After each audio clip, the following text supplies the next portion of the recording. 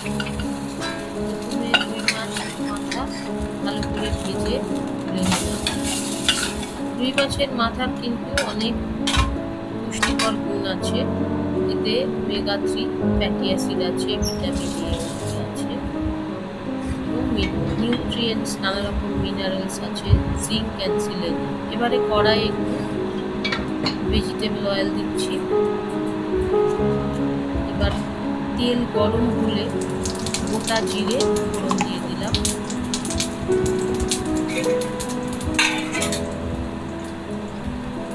তারপরে ভালো করে ধুয়ে টুকরো করে কেটে রাখা লাউ দিয়ে দিচ্ছি।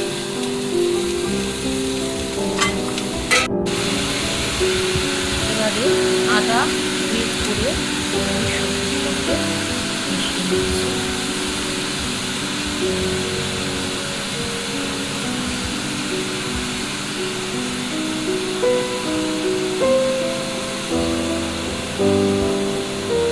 এরপরে মশলা যোগ করব।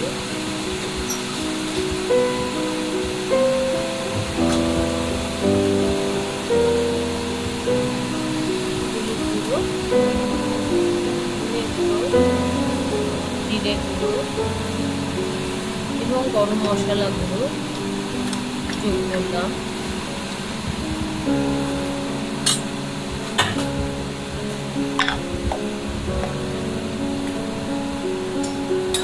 এবারে নাড়াচাড়া করে মশলার সঙ্গে সবজি ভালো করে মিশিয়ে নিচ্ছি।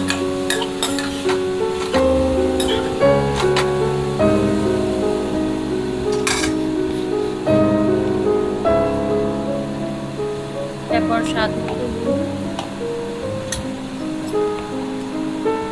সামান্য চিনি দিয়ে দিচ্ছি।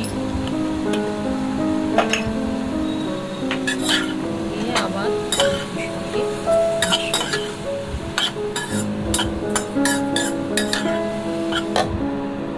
এবারে দুটি কাঁচা লঙ্কা দিয়ে দিলাম। দিয়ে কিছুক্ষণ রান্না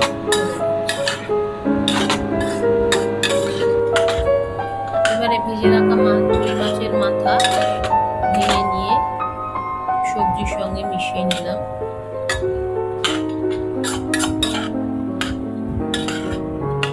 রুই মাছের মাথায় আমাদের ব্রেন হেলথকে খুব ভালো করে, আমাদের ইমিউনিটি বুস্ট করে এবং ভিশন ভালো করে, আর শরীরের মধ্যে যদি কোনো ইনফ্লামেশন থাকে সেটি রোধ করে।